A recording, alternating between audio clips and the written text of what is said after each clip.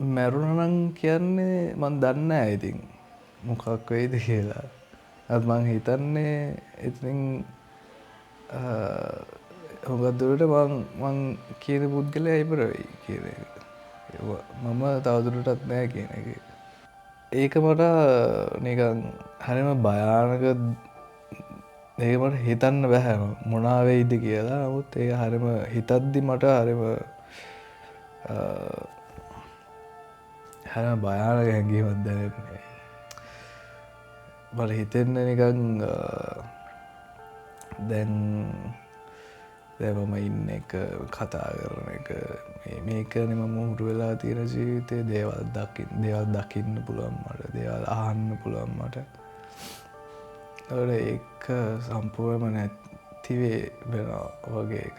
ඒ කියන්නේ මට තේරෙන්නේ නැහැ ඒක පැහැදිලි කරන්න. නමුත්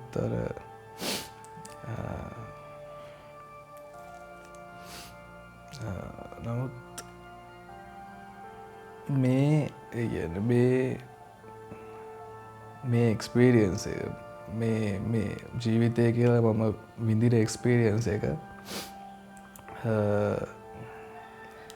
ඒක මට සෑහෙන්න වටිනවා. ඒක නැති වෙනවට වඩා නිකම් heart attack එකෙන් කලින්ට වඩා මට මෙච්චර වටිනාකමක් දැනෙලා නැහැ මගේ ජීවිතය ගැන.